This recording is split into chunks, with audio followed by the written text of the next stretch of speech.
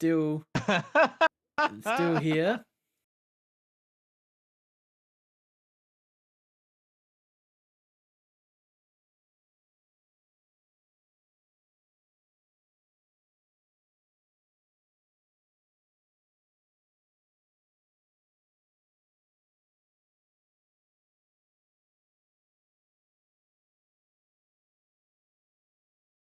It's nice.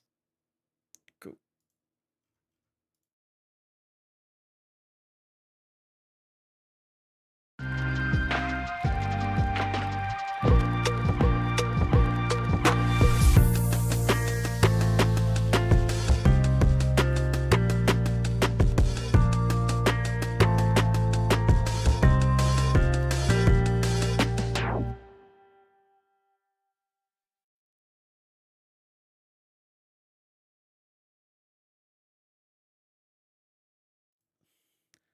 Hello, everyone. Hello. Hello, everyone. Welcome to episode 247. You set me up there. You had the 2 for a second. I know. I was trying to focus on bringing my finger down. 246 of Millennial Movie Talk, your favorite show. It's been a minute, but that means we've got stuff to talk about. So be happy, be appreciative, and fuck you. No. It's been a hot minute from the last time when we were next going to record an episode. The Fall Guy was still a brand new movie, And now it's a flop. and now is it actually flopped? Is it Yeah, bad? yeah. If it did flop, I've heard about the Oh. flopping. I have heard. The financials has been a big belly flop. yeah, it Less. just didn't make much money. Apes made so much more than it this weekend. Yeah, which is like, I mean, I guess I'm not the majority of people, but like, I was like really not fussed about Apes and was keen for the Fall Guy. Apes made 140 worldwide on its weekend, Damn. which is pretty much its budget. Not bad. So Jesus. I Okay, gotta that's say, though, impressive. Trailer for Fall Guy, I did get that feeling of like they kind of gave away the trailer gave away a lot. everything that was to it. It's like, oh, okay, I Yeah. kind of know what the story is now. Like, I didn't feel the need to like go and see what it's about, you know. And Apes also Know is exactly carrying what's going on. Apes is carrying off 3 really strong movies. Yeah, true. So people are like, wow, those last 3 movies were really good. I should go see the new one. The new one's really good too. It's not Is it, great. Alex? It's not You great. should tell me about it Yeah, I will. in almost a review type format. Yeah, sure. Oh, we should review the Fall Guy On a because podcast, perhaps. we actually have to I get know, sent to it. I felt really bad because They send us to it, and it's been 3 weeks. Let's just give a 30-second thing. It's fine. It's fun. It's not. It's fine. It's not Bullet It's Train. fun. It's It was deteriorated. about 10 to 20 minutes too long. Too long, and it's very forgettable after watching it. And I've left, and it's happened now, and I'll probably never watch it again. Won't watch it on a plane ride every time I fly. No, it has not dethroned Bullet Train for you. Which update? I went on plane rides last week, and I didn't watch Bullet Train. Oh, because I watched Mad Max Fury Road instead. Okay, on one of them, Oh, nice. so. Yeah, got to get prepped for Furiosa. Yeah. That's soon, isn't it? Very It soon, is. I think. It's next week. Oh wow. Okay, It's cool. Next week. But anyway, I should probably watch that one. Hey, Fall Guy. Yeah, it's good. Maybe. It's just Fall Guy. I've heard it's excellent. 3 out of 5. I think maybe 2.5. It's not bad. It's not bad. It's not a bad movie. I'd say it's above average, which probably is a. If I could give a 2.75, I would. Yep. Yeah. Very fair. It definitely, to me, I haven't seen it, but it looked like just one of those fun action movies. You know, the cast is really good.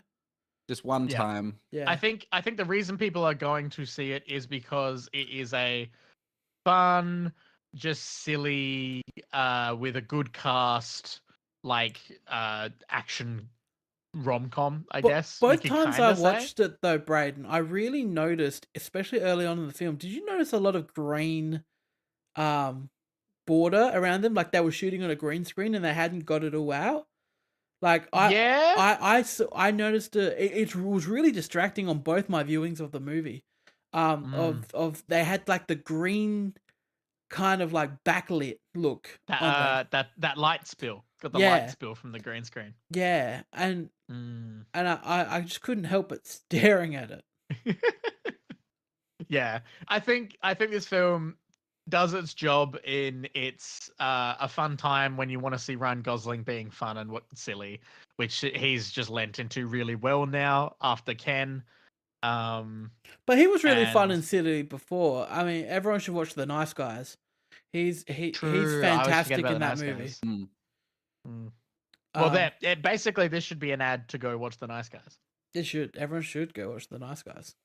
I almost put it on the other night. I think it's on Netflix at the moment. Have you seen it? Or you just No, never seen it. Please watch it. It's the one with Russell Crowe. Russell Crowe. Yeah. It's a lot of fun. It's just like a 70s detective type movie. Give it a go. Yeah, really good.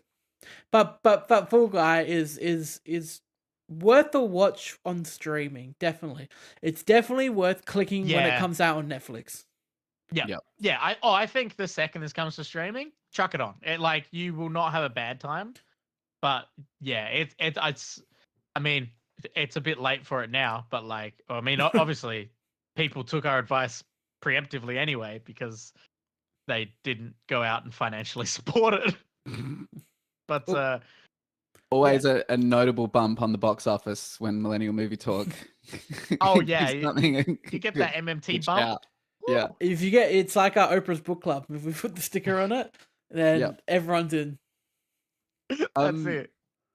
Tying into what we will be talking about, I had a little thought of a good little conversation starter.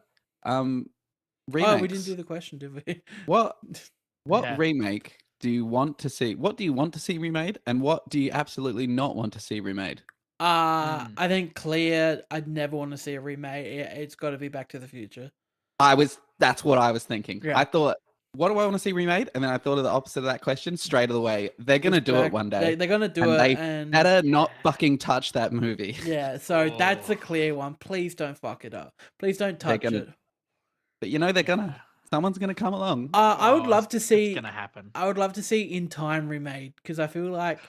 Yes. I feel like. Oh my god. If someone better had like if someone wrote a script like someone more like I don't know someone better. What's your problem with In Time? I love In Time. I also love In Time. I love In Time. Do you know what I love about In Time? I love the universe and the world and how they do like all the concepts of In Time. Yeah, the actual story and characters I don't love. I don't love Timberlake. Are you Justin Timberlake goes from working class I'm not a Timberlake hater. I feel like if you take everything that works about In Time, you put it in the hands of someone who can write a more competent movie, then we're gonna cook and we're gonna make it a Best Picture winner. Whoa! I see. It currently stands as like cool concept, like mid-tier movie, but you're thinking it could be taken to the limit. The concept, guys. The concept does a lot of heavy lifting in that movie. I see big that. time. Okay. Love it though. Oh, I enjoy In Time as well, which is why I want to see them make a better version of it. Do it really well. In Time's a really good pull. It is. Because it can't be something that already is great. Like, in my opinion, with the remakes, because I don't want to see a remake. Kind of just Like, I don't like Jaws, Jurassic Park, Alien. We don't need to touch any of them, even though we have pretty much done reboots or whatever of them. I don't want to see them be touched. I want to take something that didn't 100% work and try and I would love. Do you guys remember that really bad that R-rated Muppet movie that came out like 5-6 years ago? Oh no. With R-rated with Melissa McCarthy. Where it was like there was like a cops like it was a detective murder mystery about in a world where Muppets and shit. Yeah, in a world where Muppets exist and have their own society. and That could be done well. That's why exactly. like Muppets are shooting up like heroin and Yeah. like murdering each other. They don't they use like sugar as a drug or something? Yeah, I feel like that was in the sugar- trailer. Sugar's their drug. I remember watching the trailer and being like, "Wow, this looks like garbage," but it's a fun idea. It's a fun, yeah. I want to see someone make that better because I remember watching it and it being just like the lowest brow humor. Yeah. Like Yep. the cheapest, like the most surface level they could get from that idea. What's it called? R-rated I reckon one day someone could make a Muppet. good Flash movie. Muppet. That'd be nice. Murder. This is really like thinking back. It's the classics, the ones that things that need to be remade. It's the ones that were really limited by the Happy time. Time Murders. You know, what it was called. and if they Happy were Time Murders, yeah. if they were fine at the time, then you can only do bad by remaking them. So you got Total Recall is a good example, I think. They tried to do it, though, and it was shit. The original's a bit goofy, and the special effects are goofy, but that fit it. It wasn't like a limitation of it. It was really perfect. fit that mood, yeah. Exactly. It wasn't a limitation.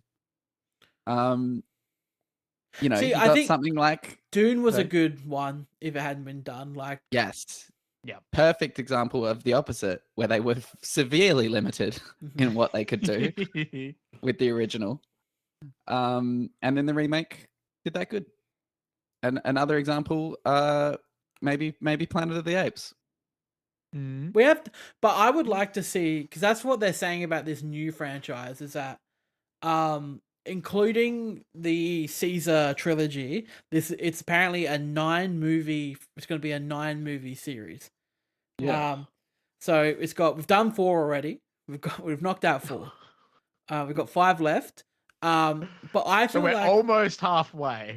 I really think we could get just a full remake of original Planet of the Apes at one point in these 9 movies, which could be decent because like original Planet of the Apes. I mean, look, me and Alex have been on a little. Alex more so than me, a diver this week.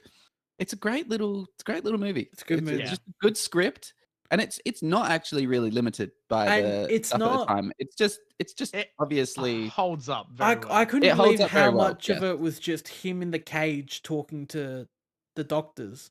exactly the like- type of movie it is serves what they had available to them, and then of course the type of movie that the new ones are. We need the CGI apes, you know, like to get. But they what look we got really from it. fucking good. Like if I could quickly talk about Kingdom of the Planet of the Apes, Go for it. This is the time. This is the time. So it's set about 200 to 300 years after War for the Planet of the Apes. That's a pretty significant jump. Yeah, and we've got it's essentially we have different tribes of apes, like different clans, and you know they all do their thing. They don't kind of mix and mingle, and we follow an ape called Noah who goes on a bit of a revenge tale, to try and find this other clan of apes who may have fucked with him and his family. Okay.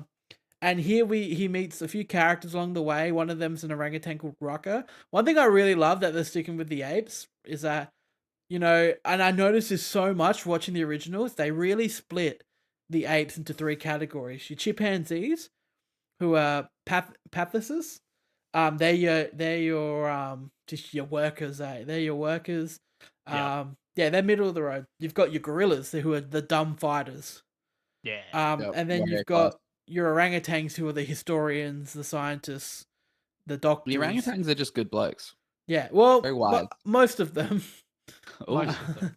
Oh. So he he meets meets Paul Giamatti that way. So he meets which also something I hate about the Marky Mark remake. They ditched that concept.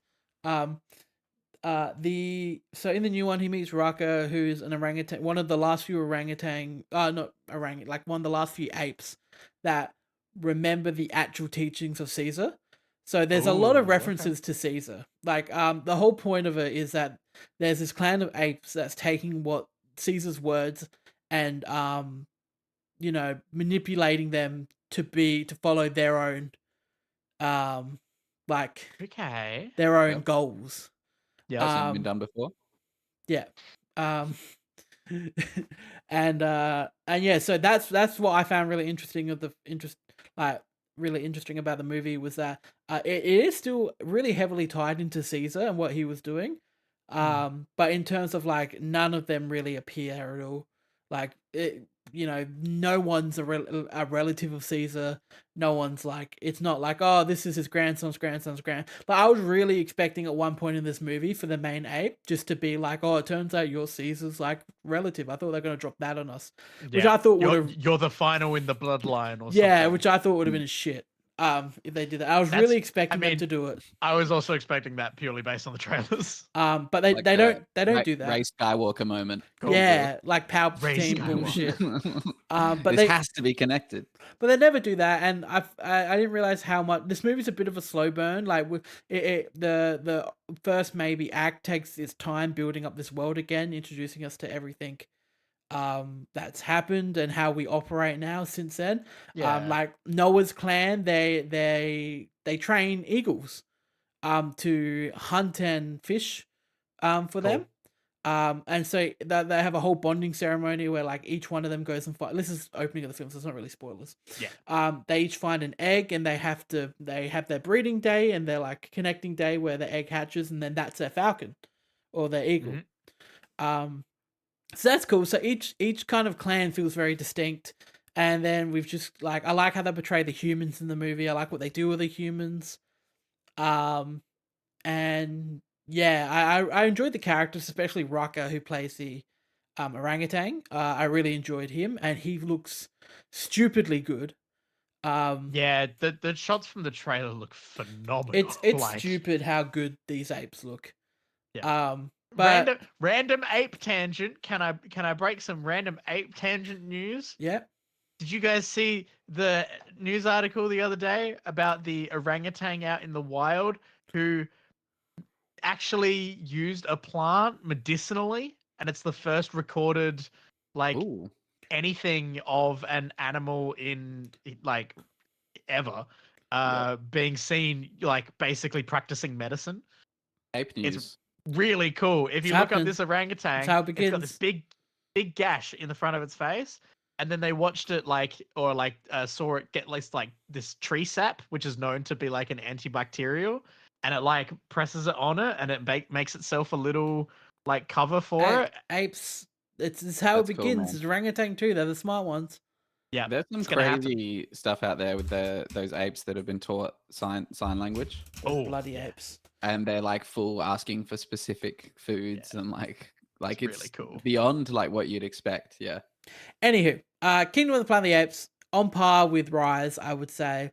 Okay. Maybe I like it a bit better than Rise, but good. It's definitely worth watching and definitely worth seeing in a cinema. I'm trying to remember the order now. So Rise, out of Dawn, the four War. now. So Rise, Dawn, and War. War's my favorite. War will always be my favorite, unless I could give you the list of the new ones too now, of the old ones. Oh yeah, we can get a full list going. So I can. So I'll just do the new ones for now. Which is it goes War, Dawn, Kingdom, Rise, but they're all like 3.5 up. So they're I would all consider them like, very good to fantastic movies. Yeah, nice. But yeah, apes on horses. Apes on horses. That's it. You know what? Now that I think about it, I don't know if I saw the third one. Oh, War's good. Yeah. People got angry at War when it came out because they were expecting like battle scenes and everything. Whereas this one kind of, it just turns into like hey, this is how fucked up War is. We're going to show you the sad side of War. I was expecting more from War, but it's more just the first 10 minutes the humans win. and then there's a whole actual movie with a plot, which was good. It's just Woody Harrelson did good. It's very depressing War. Funny that. No, like War for the Planet of the Apes. The movie itself, so not actual. War is also depressing, but the movie War for the Planet of the Apes is actually pretty depressing. Yeah. End of an era. It's like a whole movie of watching Caesar just eating shit. I would say the end of an era, but it's technically the end of the first third of an era. Oh yeah. Yeah, like I said, I hope they continue to do some of the wacky stuff that they do in this Ape franchise. Which Christian's now watching, so I was gonna break them all down, but if Christian's watching them, I'm not gonna break them all down. So, because I'd rather Christian watch it and experience them how I experienced them, not Yep, thank expecting you, what I thank was you. expecting.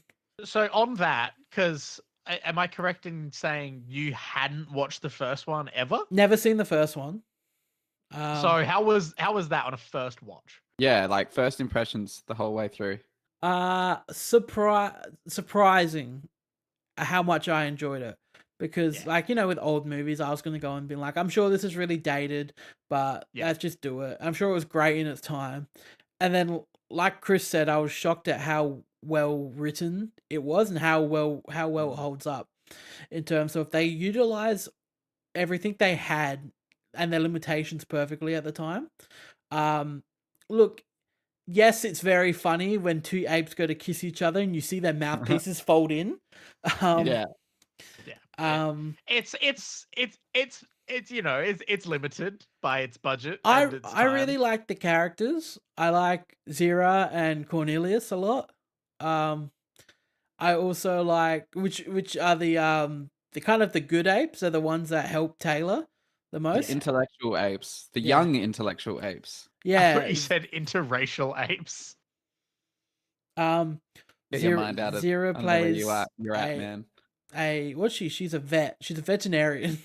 Yeah. But she That's looks right. after humans. Yeah, very funny. And then Cornelius is her partner, who is an archaeologist. And yeah, I really liked their whole story because you've also got, and Chris, back up, you've got the bad orangutan. Well, he's not really bad. He's Dr. Zaius. Dr. Zaius, Dr. Man, Zaius. Dr. Zaius. Man, having just watched the movie, I just sent that clip to Alex because I was rewatching the musical from The Simpsons and losing it. It's so good. I can so perfect. sing. Yeah. Get your hands off me, you dirty ape. He can talk. He can So talk. good. He can talk. Sing. I can sing. Yeah. Fantastic. But no, there's a great little relationship between the Doctor and Bright Eyes, as she calls Taylor, which is Charlton Heston. Like, for her, it's just this kind of like animal that's showing these signs, like the way we're talking about this gorilla that's used medicine. Yeah. And like adoring it. She's beginning to adore like Bright Eyes, as she calls him. Yeah. She gets excited. Like, yeah, it's a look nice at little him. relationship. He can do the things we can do. He can sing. Like, they're like he's pretending to talk because he gets shot in the neck, in the film, so he can't talk for a majority of it, because his neck's healing. Which I think is good writing because it serves the plot very well. Well, it gives us more time, doesn't it? Like if we, you get more out of it that way because if he just like started talking straight away, then it's just like, okay, well we're into this and let's go. Yeah, shit would hit the fan immediately, and then at that point you've got maybe half an hour of a movie. Yeah. Whereas instead we get the slowness of the Doctor slowly realizing that he's actually intelligent. And it gives you time to learn what's going on and when he like writes, how they function. He writes in the dirt. He's like, he writes, I can write, and then Nova starts rubbing it out, mimicking him, and she's rubbing it out. And she's like, come on. And then Dr. Zaius is the only one that sees her, and he starts to cross it out too. Yeah, that's the first scene when you realize Dr. Zaius is a bit of a a cunt. He's this like old intellectual that kind of he's stuck in his way because he's so into like in this one they're all like they're not apes aren't aware. Well, general like common apes aren't aware that humans lived before them. Yeah, there's an ape conspiracy that humans were around first. That humans had more advanced technology before the big thing happened, and apes took over. Like that's. And they even talk about evolution in it, which is a lot of fun. I think it's it's Zira that mentions it. That is that in Beneath or is that in Planet of the Apes where she mentions evolution in like their meeting? Oh, definitely the first one. Yeah. She said a lot of it is about evolution. Like it's all their work is based on. They think that they evolved from man is what they're thinking. Yeah, because he's digging up like signs of man's civilization. Yeah, and then like perhaps we evolved from a different primate. So good. And then Dr. Zach Zaius Cornelius, is I out love here like, Cornelius. that's heresy. We were built in God's image. Heresy. And there's just this nice little And they have like little themes and parallels to our own time. They somehow in there. worship the text written by who they call the lawgiver. It's all really good, and it's really well written, and it's way more political than I thought it was, and like had more to say than I thought it was going to, and it's still relevant. Yeah. Yeah, exactly. Just this whole thing with Dr. Zaius, like they're purposely holding ape civilization back because they're like, this is against what the texts say. Yeah. We can't let this get out.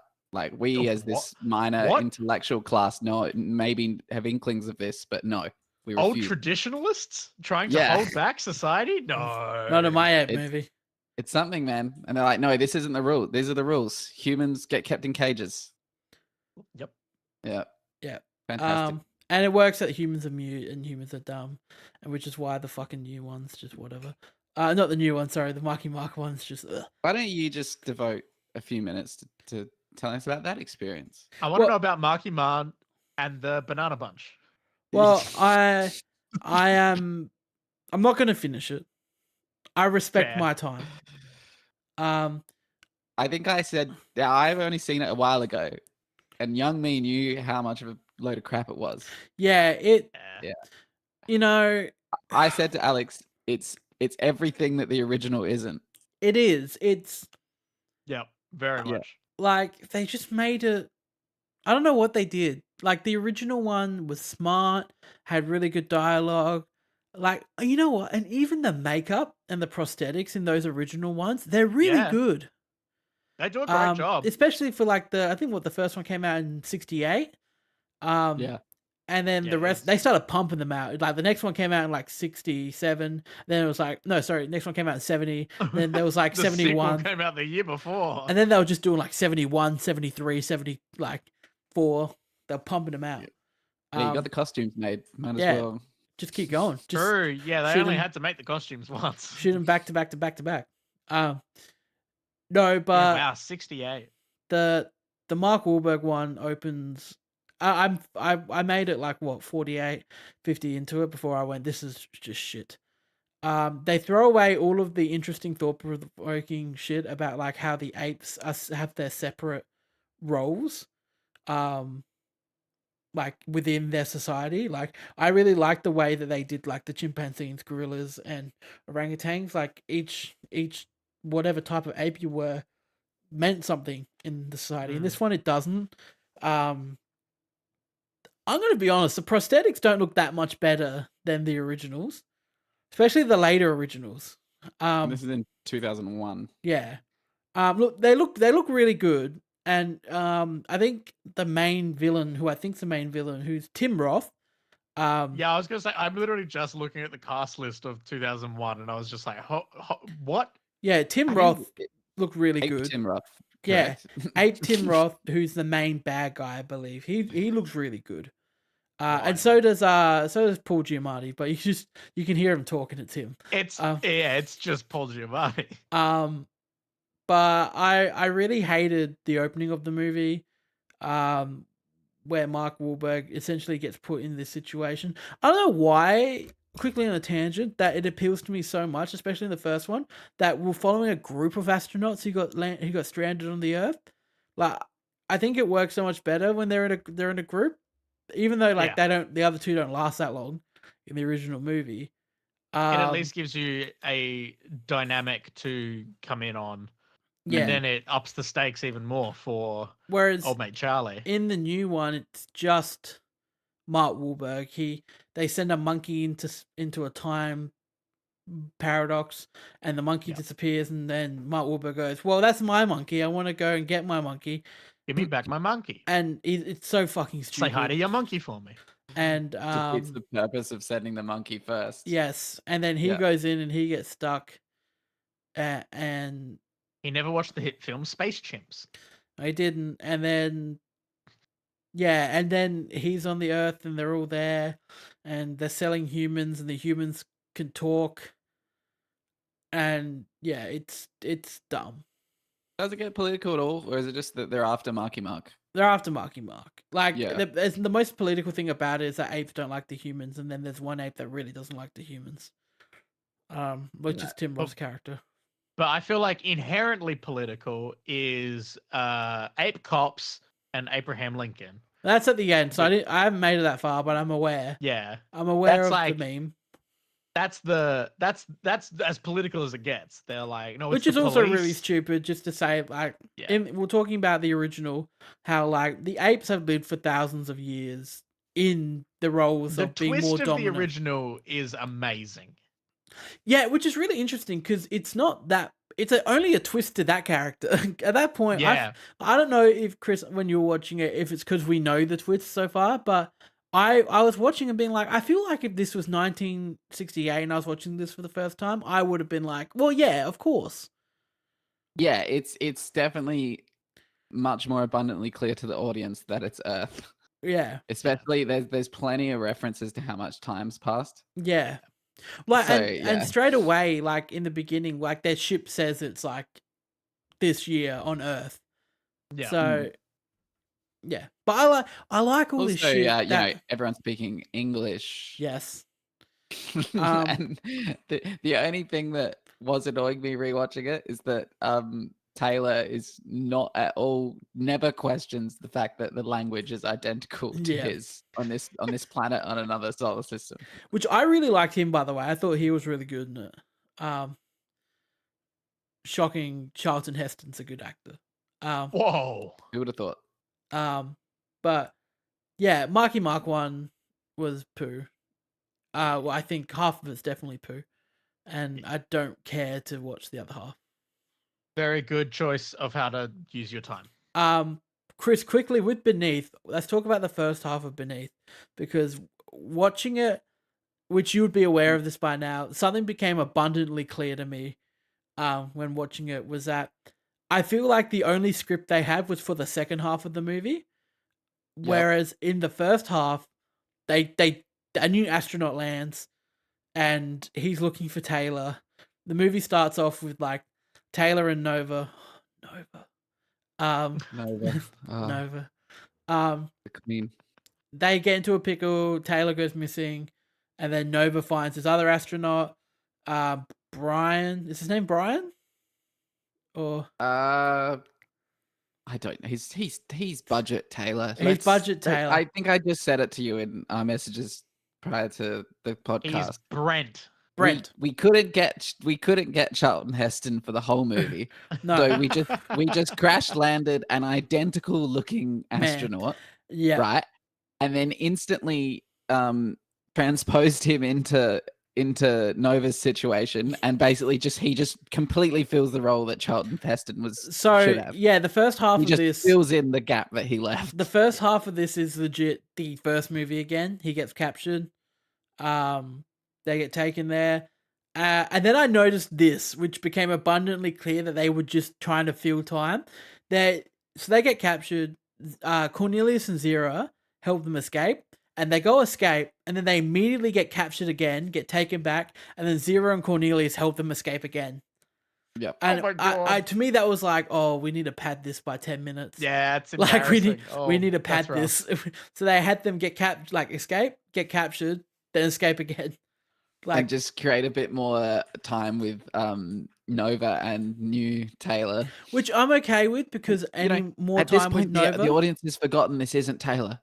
Like, that's what they were hoping. Like, we'll give it another 10 Surely by minutes. now they will They'll have just forgotten. think it's Taylor by now. More And time we with do. Nova is a blessing, though. Like, they could have just recast Taylor They could at have. this point, and it wouldn't have been that different. No, but I then just they wanna wouldn't say, have had Chris, an entire movie to go. Then they have to fill another half an hour. You're gonna be frustrated with how the rest of it plays out. Okay. You're gonna be more frustrated with the first half of it. I can't wait to finish it. Yeah, I can't wait to hear your thoughts. But then I feel like you should watch Escape straight after, because they need to be watched back to back. Ooh. I'm in for the ride. My order, double by the feature. way, my full order is War, Dawn, Planet of the Apes. Oh, maybe could be Planet of the Apes above Dawn, but Planet of the Apes is definitely that and Dawn are interchangeable.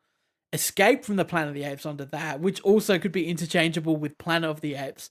I can't emphasize how much I fucking loved Escape from the Planet of the Apes. Okay. That Hey, movie, just wait. I cannot wait for your message when that movie starts and you realize what it is. Okay. Escape, then probably Rise. Oh, Kingdom, Rise. Then probably Conquest, then Beneath, and then bottom is Battle for the Planet of the Apes, which is the last one in the original series. And then 2001. Then like a pile of shit. And then 2001. We don't talk about that. Like even What happened to Tim? What happened to Tim? What was he? What was he smoking? But even like Battle, which is the weakest in my opinion, is still like a 2.5. It's still entertaining. Like that's the thing, is that the sequels go for an hour and a half. Is that like even if they're bad, they're over quick. And it's merciful. And by the time you get bored, you realize you got 30 minutes left, so you get you suck up.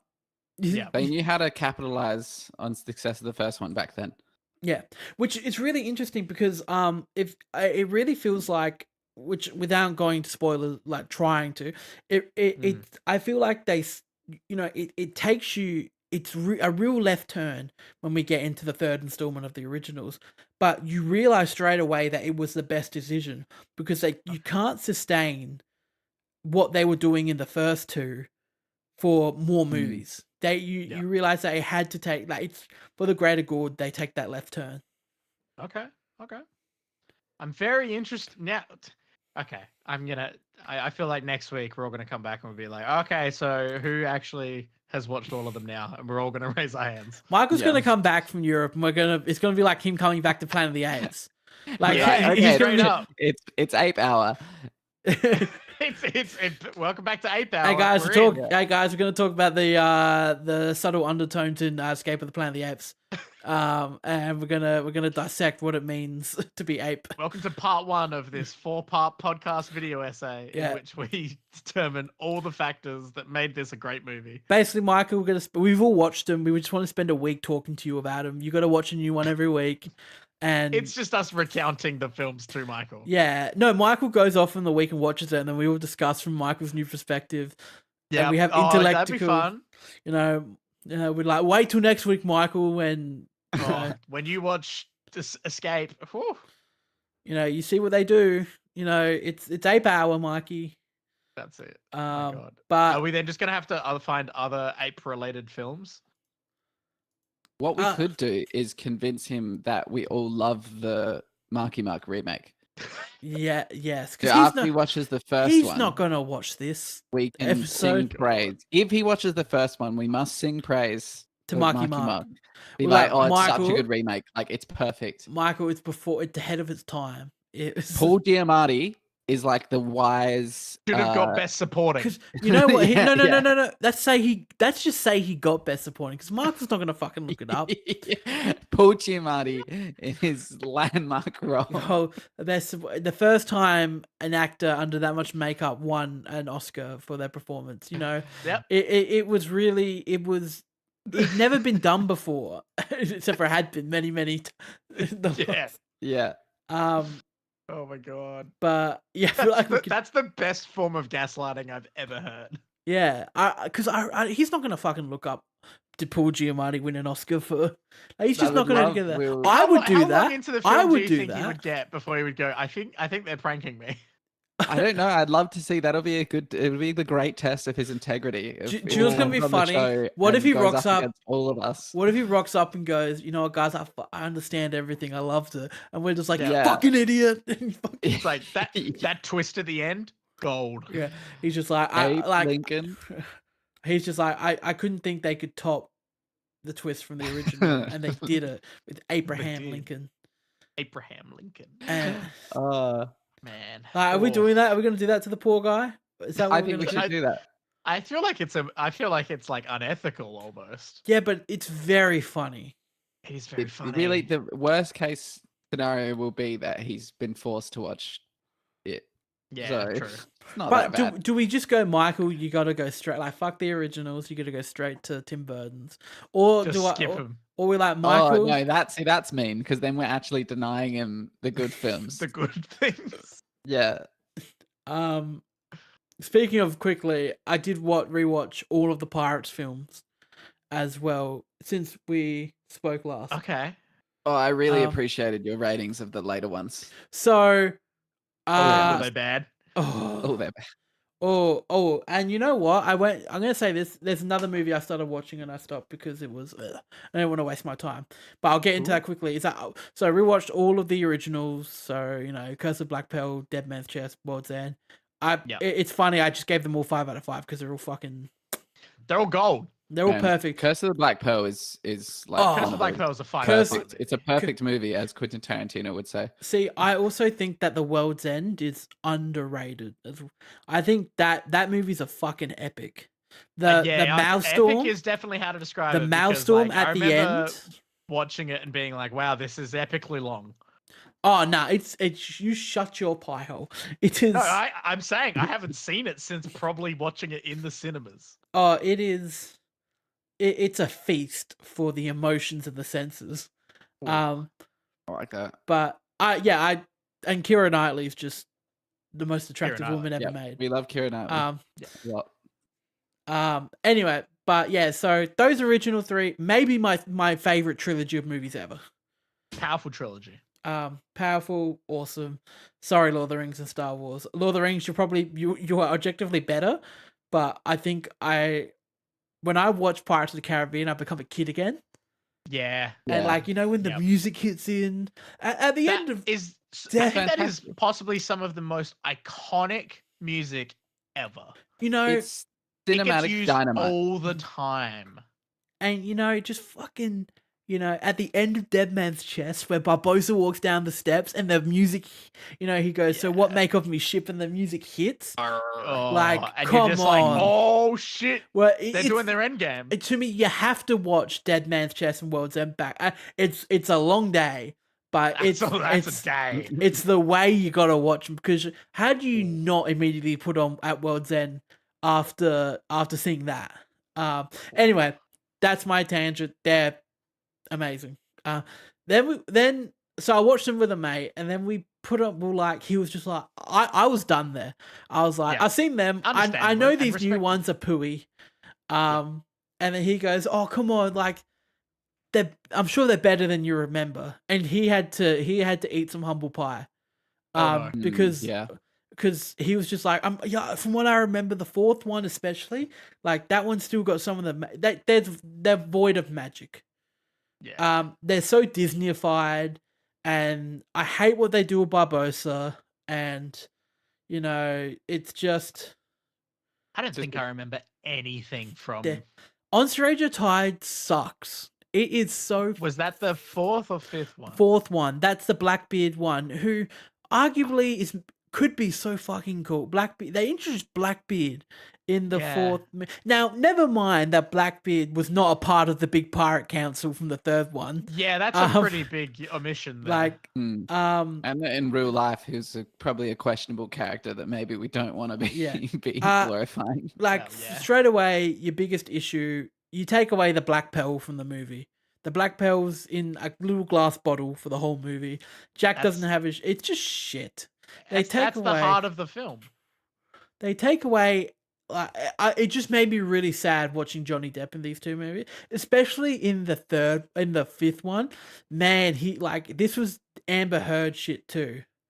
I mean, arguably the trial was much more entertaining than these movies. Yeah, Dead Man Tells No Tales sucks. The main villain by Xavier Bardem, could be amazing, but it's so shit.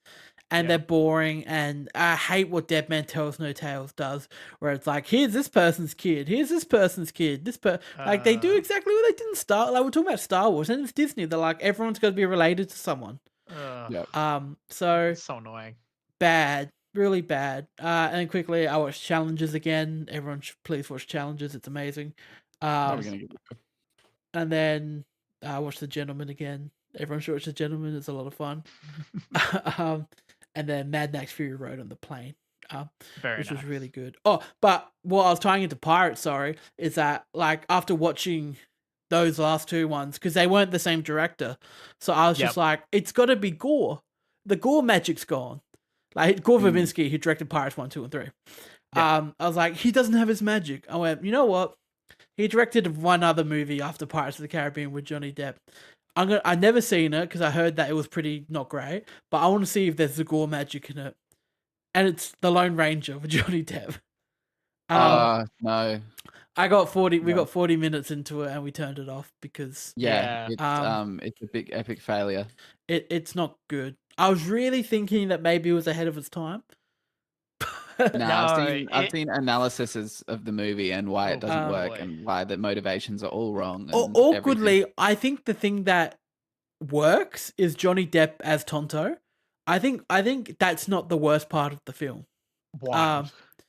Like, yes, it's very 2011 to do that. Or 2010, whenever it came out. Jeez. Yeah. Oh, wait till I tell you that that Force Awakens is 9 years old this year. Yeah, doesn't that hurt? Isn't that a punch to the heart? We're almost 30. Yeah. You shut up.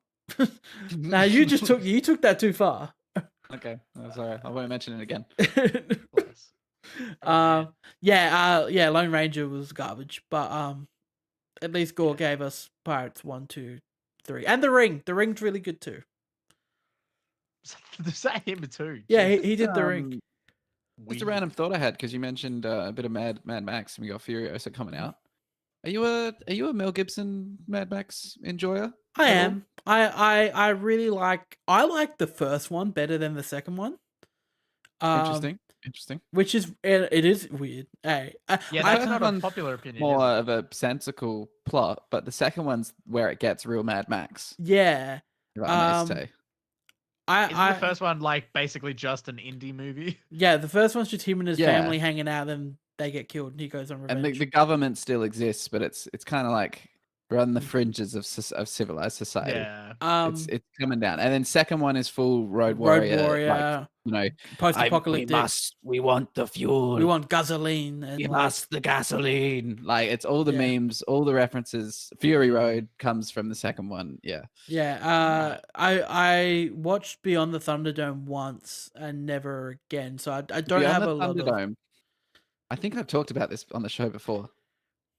There's a character in the second in Mad Max Road Warrior.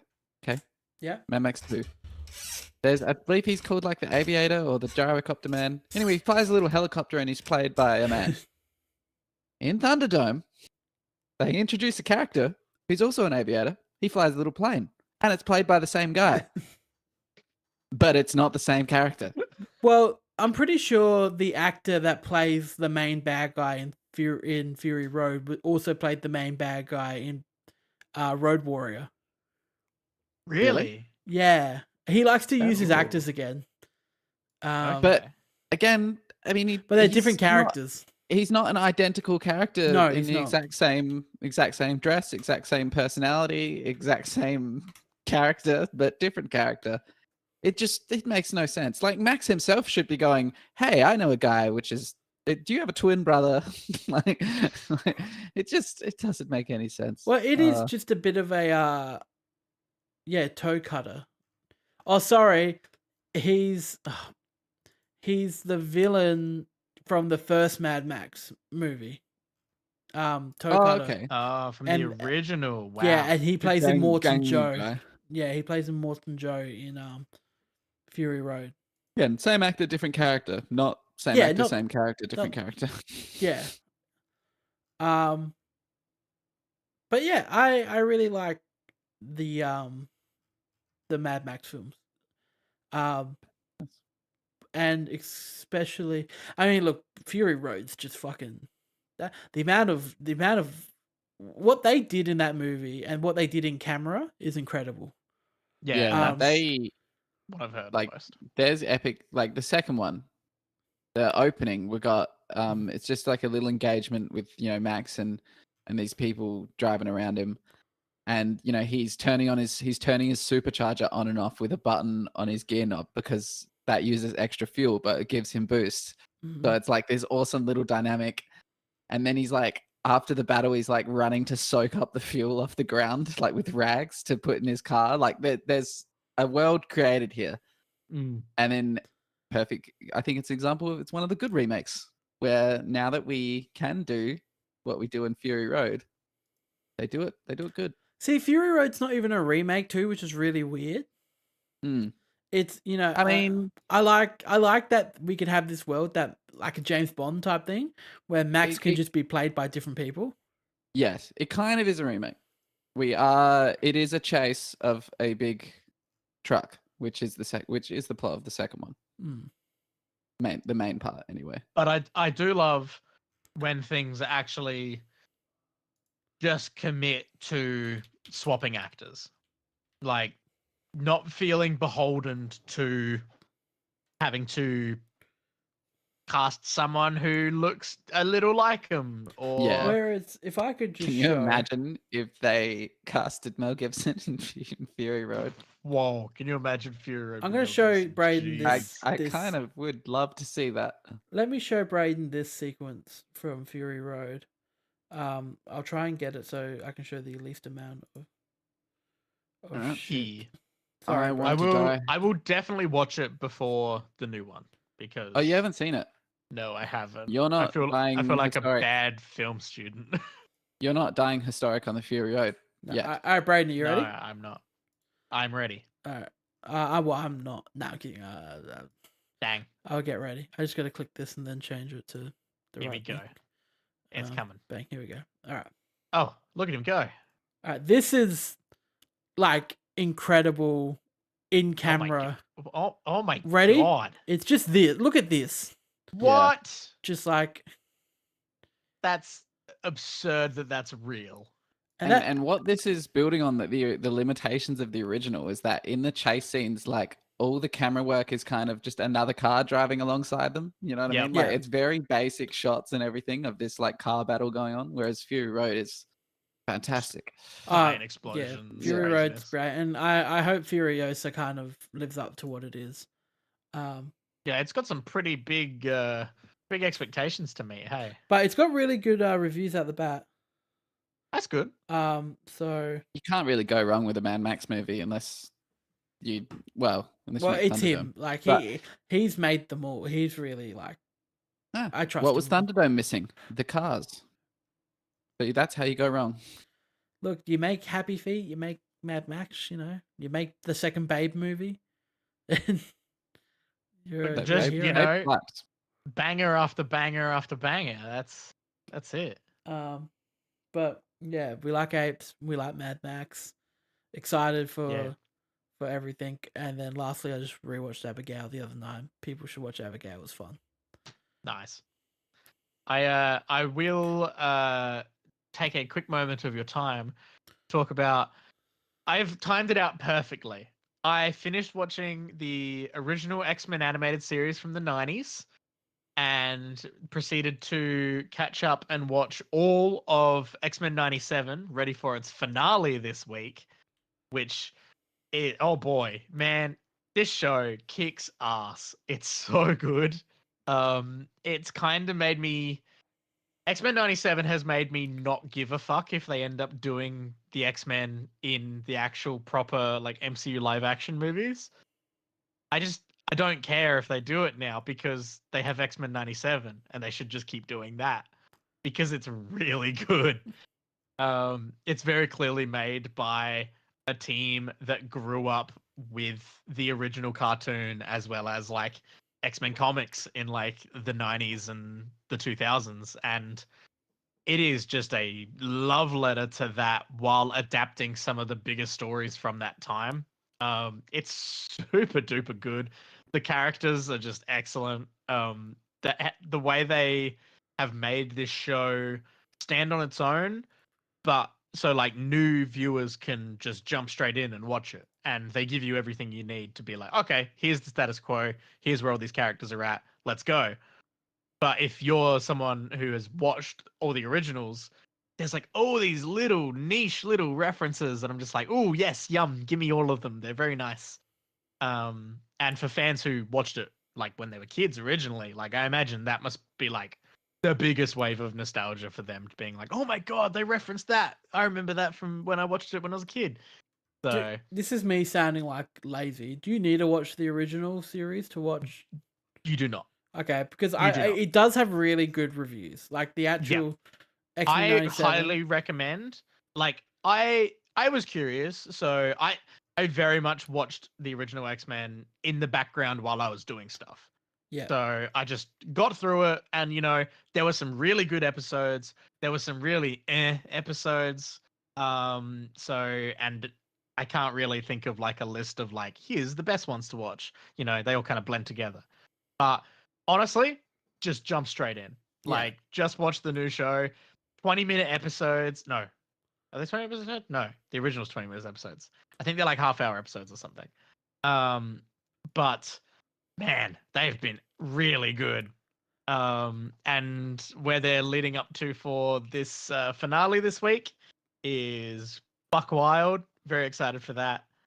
And also on Disney Plus, added this week, was the first 2 episodes of, well, technically episodes 2 and 3 of New Doctor Who. Is that the Which theme? hilariously, that is the theme. That is the theme, Alex. I've never watched an episode of Doctor Who. That's also fair. Well, Wow. hey, speaking of times to jump on board, I've got so much on my plate. I know, right? I know. I gotta watch Fallout. I got. Oh, dude, you got. Yeah, okay, no, go watch Fallout. I've got first. 1.5 seasons left of Shameless. You know what, Wow, Alex? oh, you're so close. The Yeah, Doctor actually gets a lot on his plate weekly, actually. and he still shows up to make us a Yeah, show. he shows Alex. He does. Every Shows time. up to save the day. Helps people out. It's always a good time. Now he is more camp than ever because the casting of Ncuti Gatwa, Russell T Davies coming back to write it and showrun it. This is the most like hyper modern version of Doctor Who possible. It's so fun and it's very silly. Like it's really leaning into just having fun with it. In a really fun way.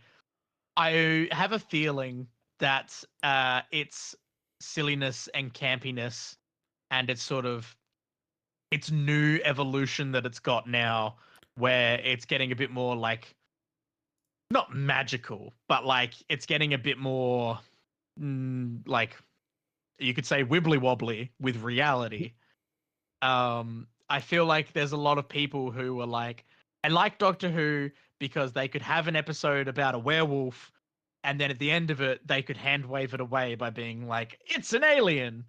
And that's a, sci-fi, Vampires, werewolves, science zombies, mummies. They It's do all of it. It all goes in Doctor Who. But it all goes in Doctor Who. Why? Because it's always aliens. Which is always, a fun sort of cop-out that they do. In this one, the second episode in particular, so the first episode is Space Babies, which is exactly what it sounds like. They end up on a space station and it's run by babies. And it has a lot to say about abortion rights and a lot to say about like everyone in the world being unique and embracing who they are as a person. And that's wonderful. The next episode is the one where I feel like people are going to be like, okay, this is getting away from Doctor Who, how I remember it to be back in my day. It's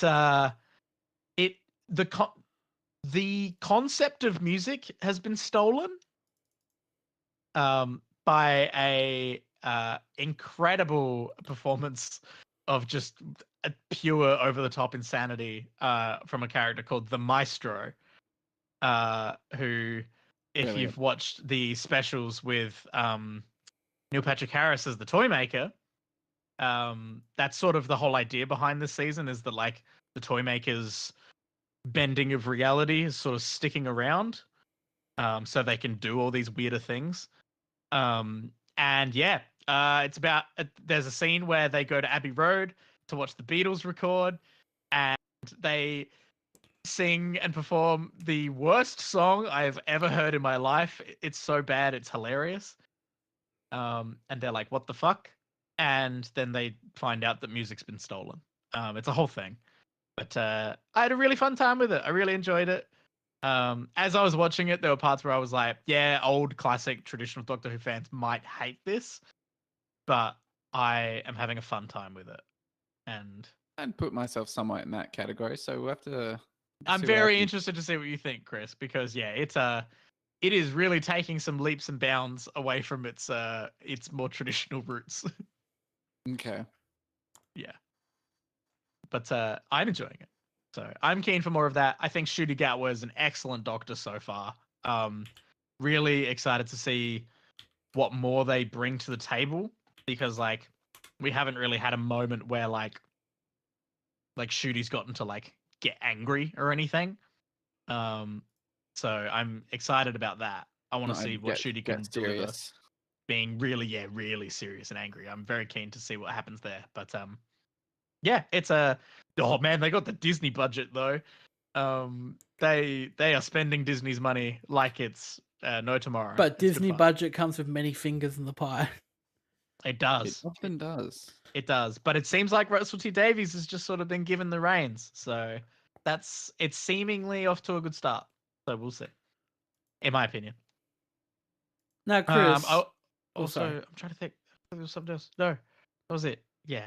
Chris, you did watch Sorry. my dad's favorite movie, which I've Oh. never seen, which is Hunt for Red October. Oh yeah, I've Red October. it's a rewatch. I probably spent a whole episode talking about it, and I think I said something along the lines, it is your dad's favorite movie, as just a general statement. And it is. It is the best classic man's film. A man's film. Man's film. Yeah, every time I ask my dad About what a submarine. my dad says his favorite movies are Hunt for Red October, Inside Man, The Gentleman. Yeah, my dad I'm noticing a trend. You would love it, Alex. Okay. I don't think that Apple will fall far from the tree in that respect. It's a well-made film. Do your dads have Sorry, a thing? if you had specifically stopped your list at Hunt for Red October and Inside Man, I would think your dad just really enjoys films where a man is in a small confined space. Do you guys have the same thing with your dads where they, you're trying to get them to watch really good movies and they go, "Oh no, I don't want to watch that," but then they'll just find this absolute random piece of shit direct to DVD, like, it's got some actor from the heyday, like it'd be kind of like one of Bruce Willis's direct to DVD shit, and then they're like, "Oh, let's watch this." I'm like, "All right, Dad." Funnily enough, yeah, we can watch Oppenheimer. There are good films out. That's what my mum and stepdad do.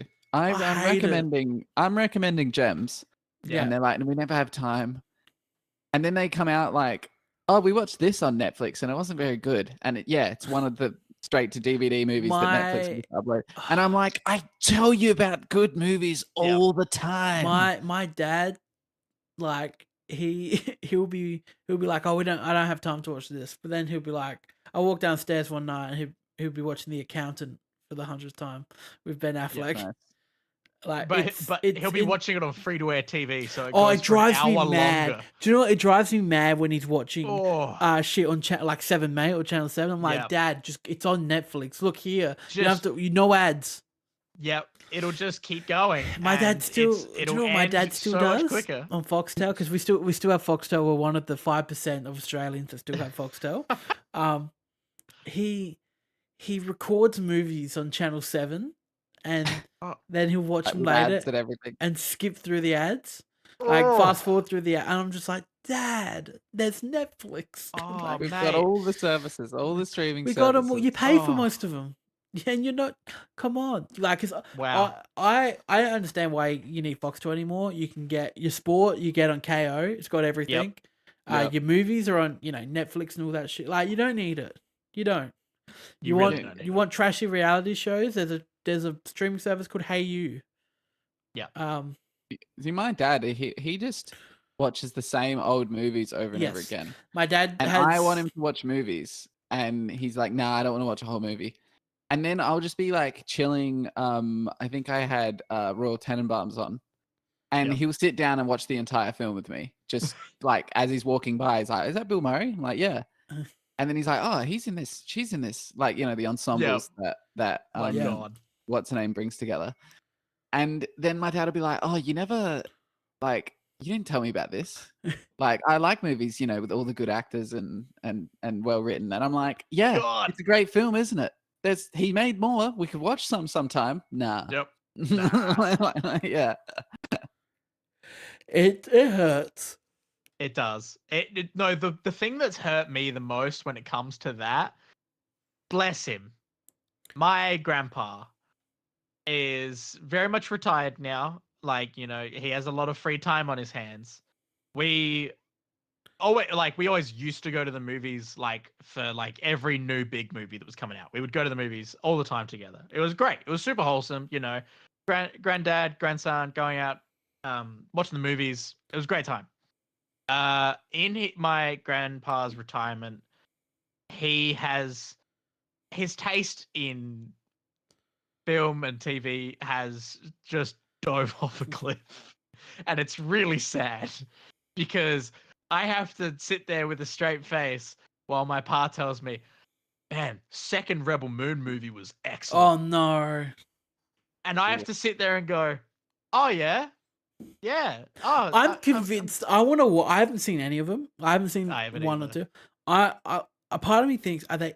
Because they've got the lowest reviews I've seen of like big budget movies in a long time. Yeah. And a part of me is just like, are they as bad as people say they? I'm curious. Yeah, they've got the curiosity factor because you're like, oh, I want to see what it looks like when Star Wars was done even worse than Star Wars? It just sounds like it's Star Wars done, but nothing new. Like nothing. Like it's just like, okay, I get, yes, this is Star Wars now. You're doing Star Wars, okay, but what are you adding to it? Yep. Yeah. Okay, so I And need then to watch stuff like that, and then but then I'll have moments because he watches so much where I'm like, oh, I'm gonna tell Pa to watch Fallout because I reckon even though he has no idea it's a video game or He's anything, watched it. I recommend it, and he's like, oh, I'm 4 episodes in, and it's fantastic. I'm like, so you can tell when things are good, but he just, I don't know, man. He's lost. He watched all of Highlander, all the TV series of Highlander the other year, and I was like, that's so many hours of your life. Okay. But yeah, Chris, quick Shameless update. Get Shameless with it. Yep. I'm taking a big break. I'm gonna power through season 10 and 11. Burnout? Chris, I just have to because I need to say I've watched all of Shameless. I need to You're say so close. And what I did, I went on the Reddit and I read too much. Yeah. And too many people were making a whole lot of sense.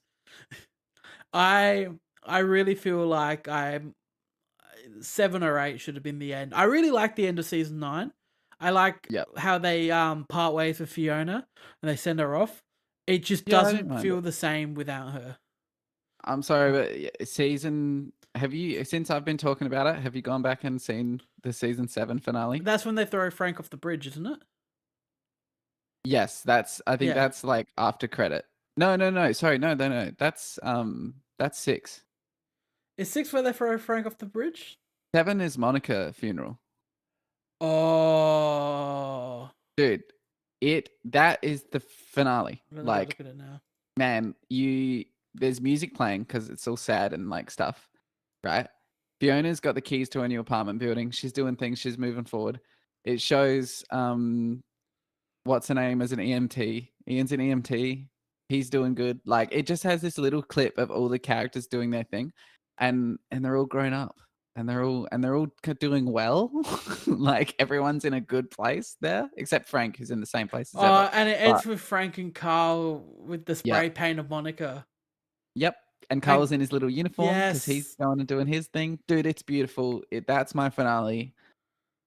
Yeah, that is really good. It's good, man. It's even just the 5-second shot of Ian, like as being an EMT, and it just feels like he's in his place where he's meant to be finally. It's called Requiem for a And Slut. same Too, with which is a bit of fun. yeah, it is. Same with Yeah. Fiona. She's where she's meant to be. She's finally like out on her own. She's apartment building. And then because Lip's getting over. then we just really fuck with everyone, don't we? Yeah, because Lips at AA. Lip's Lips at getting. AA. Yeah. And then we just fuck it, don't we? We fuck We Fiona's do. story. We fuck do, Ian's story. and that's what really annoyed me was when they pulled Fiona back down to the dirt, and it really felt sad. It didn't feel. It just felt like it hurt watching that, but not in like the intended way. Like I was just like, what? It wasn't like it old felt Shameless. mean. It felt mean. Yes. Watching Fiona go through all that. And then I'm reading the Reddit. A lot of people talking about how, in these, even in season, like they're saying like since like season 5, like characters just, the show gets a lot more wacky. Characters stop acting how they should. They stop, like, they just start making decisions that they wouldn't make. And I'm like, holy shit, that is so what happened in season. That's so what happened in season 5. Because when Fiona's got her cup job, and she's got a nice boyfriend, is the manager, and then this fucking shithead brother comes into the mix, who is so clearly a shithead. Like his whole character is that he's a shithead, and then Fiona just fucks him while their boyfriend's in the other room for no reason. It lasts 10 seconds. It's so stupid, and my jaw was on the floor when I saw that. And now that retroactively looking back, I'm like, yeah, I was like, oh, Fiona sees him for being a shithead. Like, it's just it's not where Fiona's at. It doesn't make any sense. Why would she do that? Yeah, the only thing I can think of was that they do kind of set up that Fiona just like fucks everything up for herself when things are going good. Yeah. They do set that kind of through line up. At the same show, like she gets hit with a big karma bomb because then that guy gives her coke and then she goes to prison. Liam does. So, like it fits. And at the time, I was like, okay, it's she got hit huge karma wise. To me, that had the biggest repercussions ever. The storyline where I went, okay, what are we doing now? Like, we're going on too long now. Was Ian and the gay Jesus church stuff. Yeah, so stupid. I just hardly even paying attention. And I was just like, what do we like? They kind of just went, that's making Ian crazy again for no reason. Like he'd become an EMT. He had balanced his meds. It was all going so well. Yeah, and then he went to prison, of course, after all of that. And then Mickey was in prison with him. I liked that at the end of that season. Yeah, I did enjoy seeing it gave me a bit of hope, which is why I was like, season 9 could be a good ending because Ian's in prison, but he's with Mickey, which is he's with his a bit of hope. Quote soulmate. Yeah. Was that end of season 9? Lip had the kid? No, Lip hadn't. No, he's not had him yet. Yeah. No, but he finds out. Yeah. See, I think the only thing I would keep from the later seasons is that in season 7, Lip's just starting his AA recovery. Whereas I actually really like that Lip kind of storyline. It's one of the few that work for me. I really love Carl, but I think Carl drops off big towards the last seasons. The later seasons. He's excellent, but his whole thing with that girl was a bit odd. With Debbie, and that's where I hate Debbie because the love triangle. Debbie's so clearly gaslighting Carl, being like, oh, nothing's going on, don't be fine, you're in the wrong. But she's so clearly doing it. Man, that was another example of the characters just like Carl had this and that girl, what's her name? Kelly. Carl and Kelly were so good. Mm-hmm. They were so great. And then it's like both of them just completely changed personalities. To serve the plot that they were going to break up.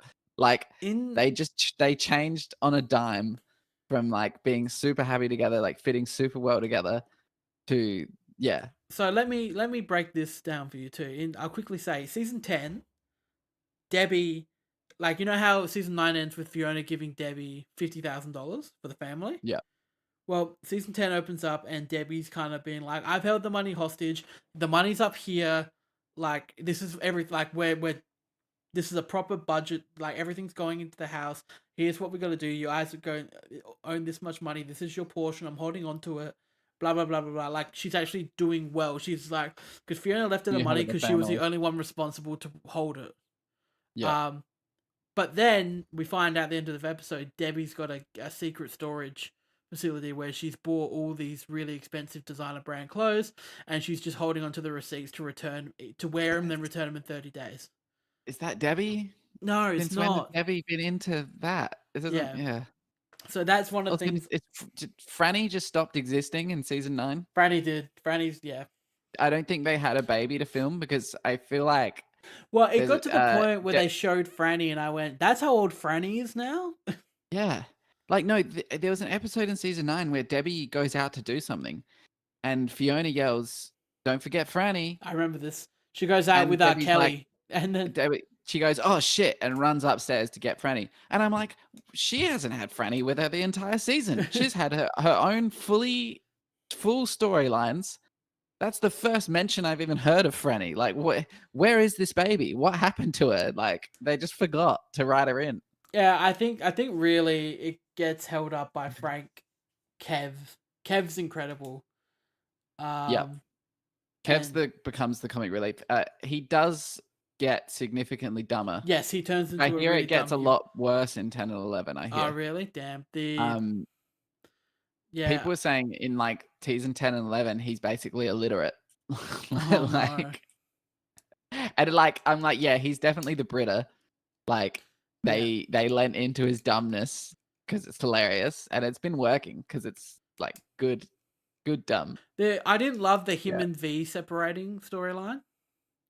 No, neither. I didn't love that. I personally a stupid argument.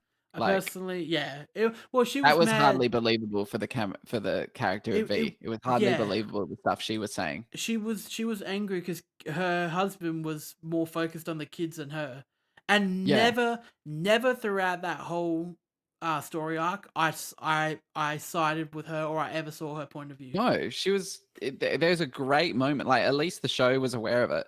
Yeah. There's a great moment where she's trying to have a serious talk with Kev. And Kev's like, the babies are crying. Like, I'm gonna go tend to them.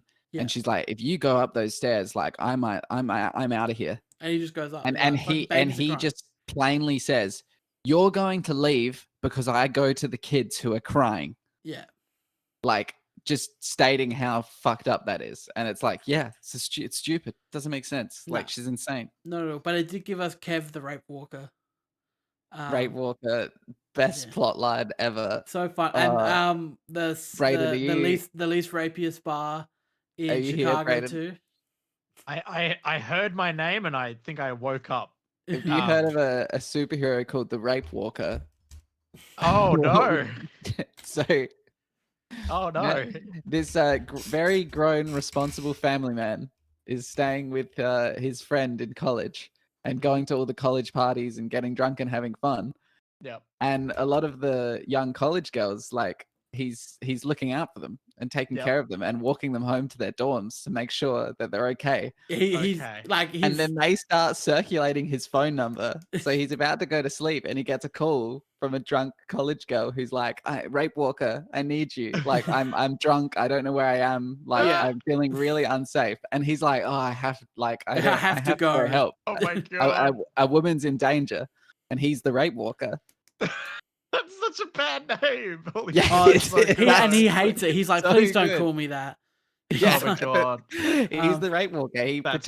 Funny. He walks them home so they don't get raped. It's amazing. God. Then so I did. It is in the later seasons, but the safest bar in Chicago storyline's very funny. Vagina safe zone. Yeah, vagina safe zone. Like he gets all of the male, all the men in the bar to sign petitions that they're not going to rape any of the females, or like be offensive or be be misogynistic. God. Like they're not allowed to say anything misogynistic. He makes the bar a vagina safe zone and then puts up a big sign that says that. Yep. And then the wife's like, but what does that mean? Does that mean there's no STDs? And he's like, no, it's clear. I will just say, because like if we are treating this as like the full Shameless talk, for now, is that my all-time favorite moment from the show. It's the one I still think about, and it is a moment that you really feel for Frank. I know I know we shouldn't be feeling for Frank at all, but here we are. It's when he's supposedly about to croak from the liver stuff, and they set up the bar downstairs in Sheila's house, and Kev's Yeah. there, and his two friends are there, and they're like, we can't take you, like, you can't go to the bar, Frank, because you're too weak, but we brought the bar to you, and they brought his two bar friends, and they brought Kev with the keg, and they're all just sitting there. That moment is my favorite moment in the whole show. I definitely agree that Frank dying arc were the most memorable moments of the show for me. I have to think about what my favorite moment is, to be honest. But yeah, most memorable moment, hands down. There's a lot of that. I think that I still think about. I think the only one of the, like, 'cause season 10 Pooey, or very mid season so far, but it has some really nice moments, and one of them's Lip's kid being born. Is really great.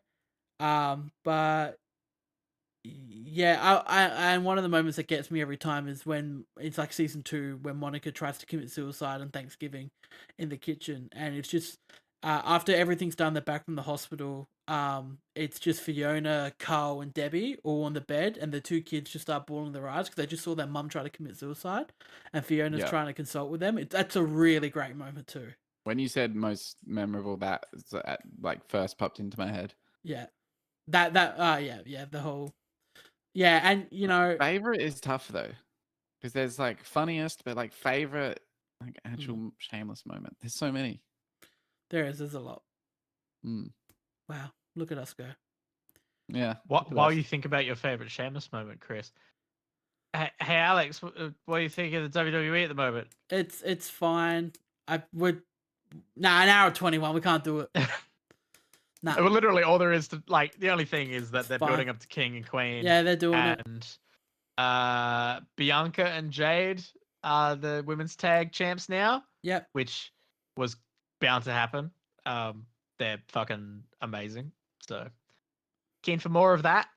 I don't like them as tag champs, by the way. No, I do think they are much better as singles. There's no one's gonna fucking beat them. It's gonna be you can the only like thing that's gonna happen. They're just gonna implode. The only way that they're gonna break, that they're gonna lose the titles, is one of them's gonna turn on each other. It's so clear because no one's gonna beat them. Anyway, they've built them up. They're too big, too strong, too furious. Yeah, that's WWE. But yeah. Shameless, we like it. We do. We like it a lot. We like Shameless about your love of Shameless. Majority of it. And that's the way it is. That's the way. Yeah, you told that microphone. Goddamn. Thank you all for joining us for our returning episode of MMT Millennium Movie Talk, movie, TV show, and WWE podcast. Where we love apes, and I'm Frank Gallagher. And what was the name from the ape movies? Nova. We love Nova. Nova. There you go. Oh, we love Nova. You can watch along at home by watching all the Planet of the Apes movies, because sure enough, we'll probably be talking about them again next week. Apes on horses. And, apes on horses. And you can follow us on your podcast service of choice. Leave a review if you can. That'd be great. Subscribe and like and comment over on YouTube, all that jazz. And as always, I'm Alex. I'm Brayden. I'm Christian. And we're out of here. Goodbye, yo.